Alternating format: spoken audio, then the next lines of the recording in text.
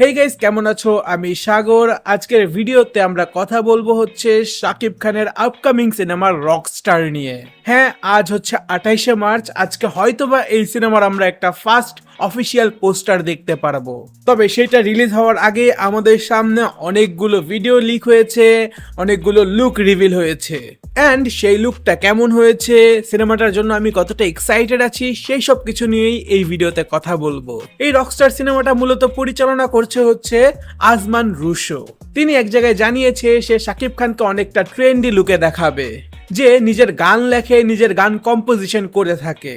মূলত এই আইডিয়া থেকেই সে রকস্টার সিনেমার গল্পটা লিখেছেন। এবং আজ শাকিব খানের জন্মদিনের দিন হয়তোবা দুপুরের দিকে অথবা রাত্রের দিকে একটা লুক রিলিজ করা হবে। এবং এই রকস্টার সিনেমাটা আসতে যাচ্ছে হচ্ছে কোরবানির ঈদে, এটা কনফার্ম করে দেওয়া হয়েছে।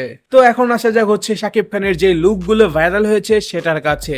অসাধারণ একটা লুক, সাদা ড্রেসে, চুল একটু কোকড়ানো সামনের দিকে। এই লুকটা দেখে মনে হচ্ছে যে আমরা একটা অসাম রোমান্টিক ভাইবের সিনেমা পেতে যাচ্ছি এবার। শাকিব খান এই সিনেমাটার জন্য হয়তোবা তার ওয়েটটাকেও আরেকটু কমিয়ে এনেছে একেবারে পারফেক্ট লুকে আসার জন্য। এবং আমার দেখা এখন পর্যন্ত শাকিব খানের সব থেকে সুন্দর এবং কিউট লুক হচ্ছে এই লিক হওয়া লুকটা। যেহেতু কোরবানি ঈদের সিনেমাটা মুক্তি পাবে, তার মানে আমাদের হাতে আছে হয়তোবা মাত্র 2 মাসের মতো। যেহেতু এটা একটা রোমান্টিক ধাঁচের সিনেমা, আমাদের গল্প এবং ইমোশনের দিকে বেশি ফোকাস দেওয়া হবে, সেহেতু বলা যায় যে 2 মাসের মধ্যে আরামসে এই সিনেমাটাকে কমপ্লিট করে ফেলার কথা। বাংলাদেশে লাস্ট রোমান্টিক জনরায় সেরা সিনেমা আমার দেখা হচ্ছে প্রিয়তমা আর হচ্ছে বরবাদ। তো এই লুকটা তো দেখে মনে হচ্ছে যে সেই দুইটাকে ছাপিয়ে যাওয়ার ক্ষমতা রাখে এই সিনেমাটা। দেখা যাক আজ পোস্টার রিলিজ করুক, তাহলে আরো কিছু আমরা বুঝতে পারবো যে সিনেমাটার ভাইব কেমন হতে যাচ্ছে।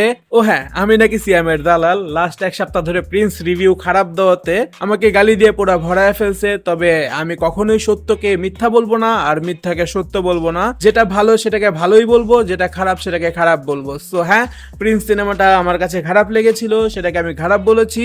অ্যান্ড এই লুকটা আমার কাছে অনেক ভালো লেগেছে শাকিব খানের, সেটাকে আমি ভালো বলছি।